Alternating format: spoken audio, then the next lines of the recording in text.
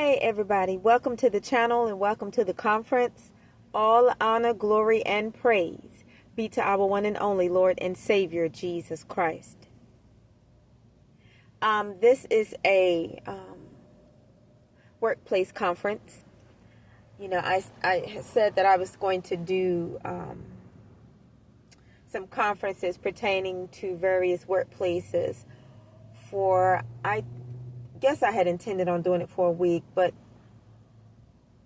I'll just hold this conference and perhaps it'll help somebody out there that is in need of a word, even if it's just a word of encouragement, even if it's just trying to identify what is going on around you, what is going on in the workplaces, various workplaces, what's going on in society, what's going on as it pertains to the economical things of life, finances, financial stability, and things of that nature. First of all, I want to say that I do really feel that there are some good people out there. There are some good people out there that you may encounter in the workplace, believe it or not. I've encountered people from my own personal experiences that I really see as very decent, good-hearted people, very good-spirited, very good spirit, friendly, outgoing, personable, just a really good personality, I feel. But let me tell you something, you guys. If you are that type of person, you will experience a lot of difficulty in toxic work environments. And if you are that type of person, regardless of your job title, I don't care if you have a upper job title or a job title that is like, you know, not necessarily as a lead or a head of the company, but, you know, you're just deemed, a laborer, which everybody's a laborer in the workplace. But you guys get what I'm saying. There are different job titles. You've got your managers, and you got your supervisors, and you got your people that are considered just regular workers, which everybody, I guess, is a regular worker if you don't own the company, you know. But you guys get the gist of what I'm trying to say. There are different job titles in the workplace that people hold. And, of course, your job title has nothing to do with you as a person, and your job title should never define who you are as a person, nor should it change who you are as a person, unless it's for the better. But what you have to understand is that there are people in the workplaces that are from all walks of life. You've got your good, you got your bad, you got your holy, you've got your evil. You know, you've got your professional, you've got your unprofessional. You've got your people that are full of integrity, and then you've got your ground buckets. That's every workplace. I believe that when people come into the workplaces, they come in, you know, they want to be, a lot of times I think they want to be liked, they want to be accepted, they want to really do a really good job. And a lot of times people do a good job. But what a lot of people fail to realize is that the mixture of people that are in the workplaces, so meaning, you've got good people in there. You've got bad people in there.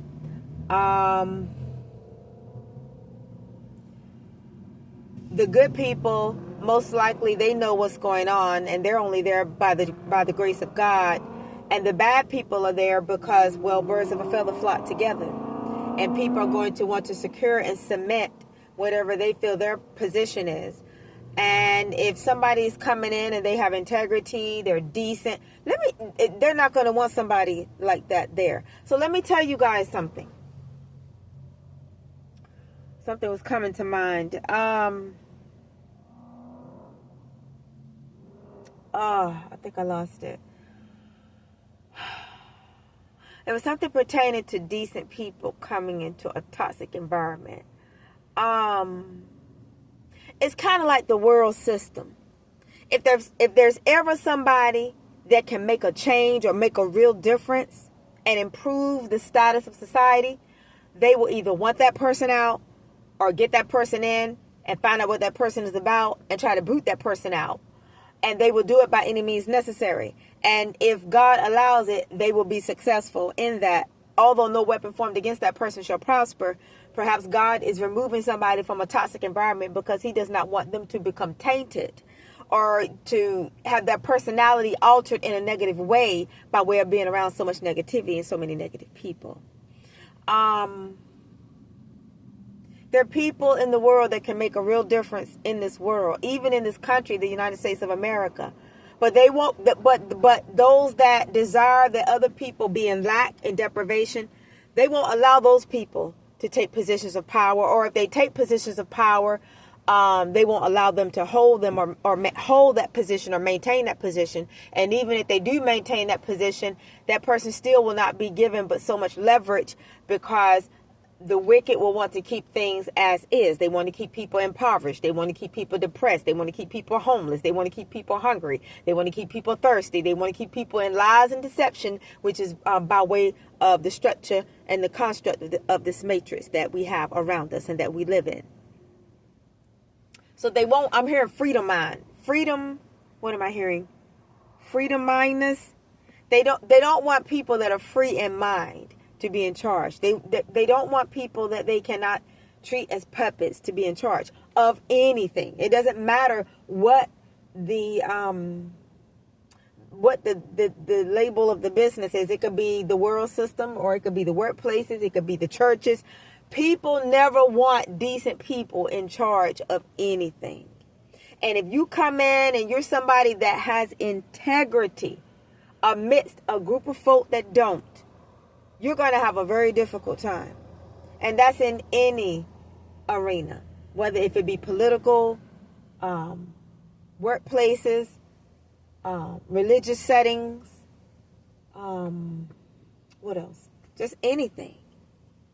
The music industry, motion picture industry. People do not like good people.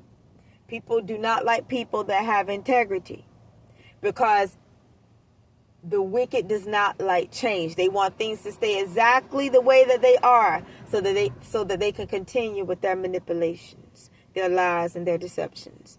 And let me tell you guys something.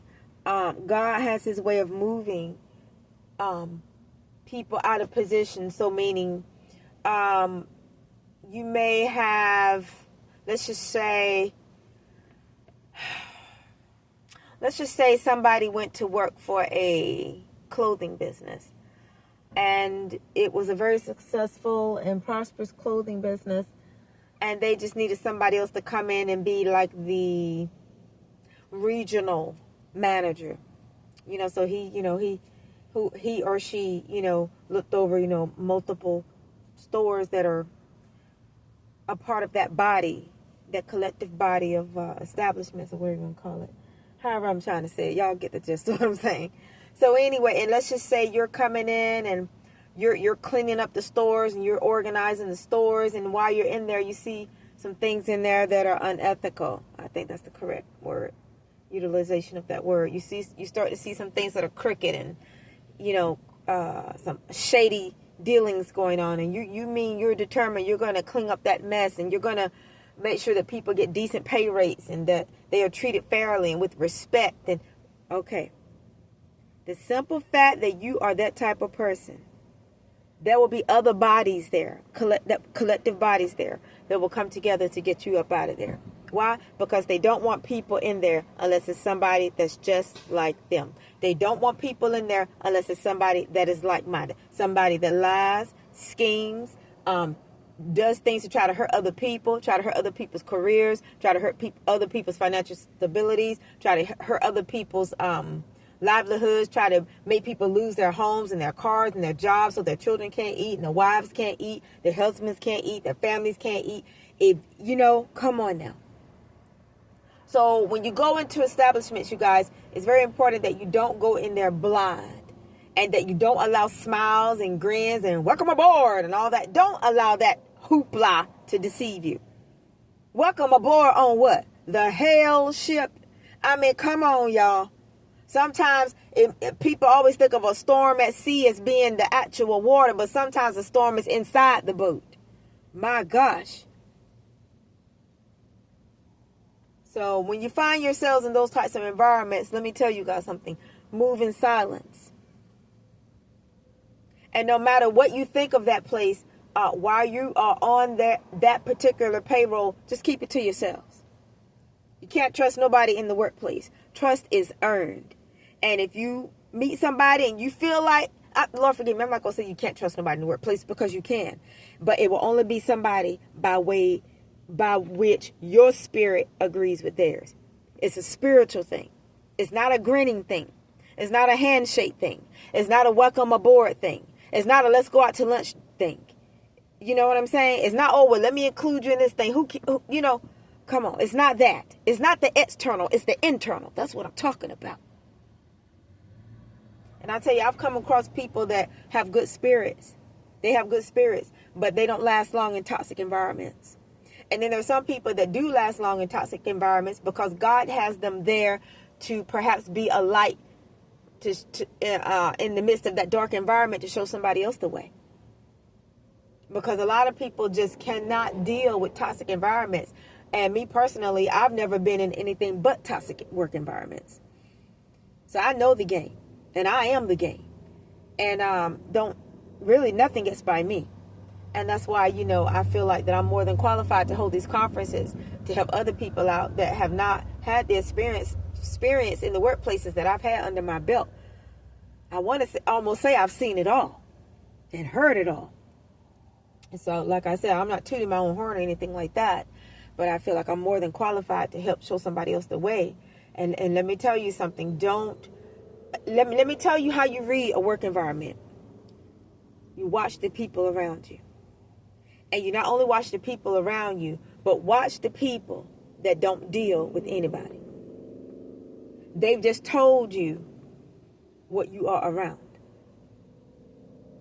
who you are around, and how you are to move around.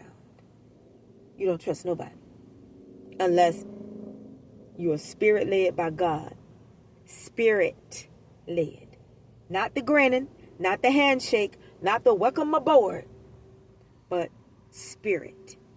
Try the spirit by the spirit. And talk to God about it. Let me see any more tips I can give you guys.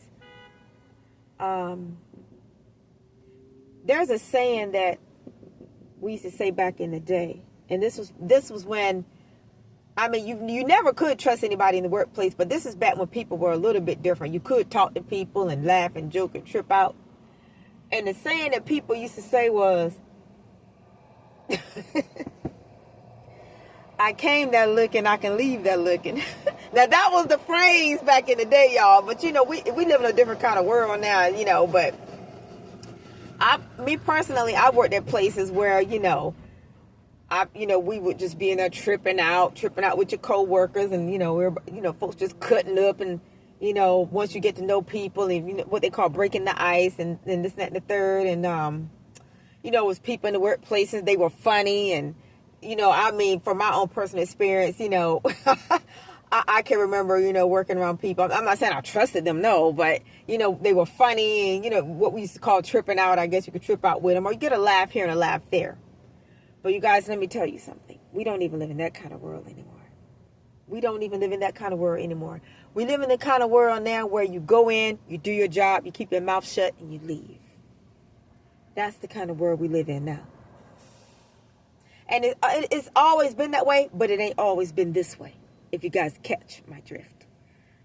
So it's kind of like you keep your complaints if you have any. I'm not saying anybody out there has any. It's kind of like, if you don't like the environment, work on getting out of it. But keep your mouth shut about your moves. If you don't like the people there, you don't have to like the people there. But I would say keep your opinions to yourselves. Because, see, I'm looking at it this way, you guys. If there's somebody there that sees you as a threat, you don't know who they are working together with to try to get you up out of there. Especially if you're new on the scene. So what they could do is get other people to write bogus complaints against you, meaning complaints that are lies, just to make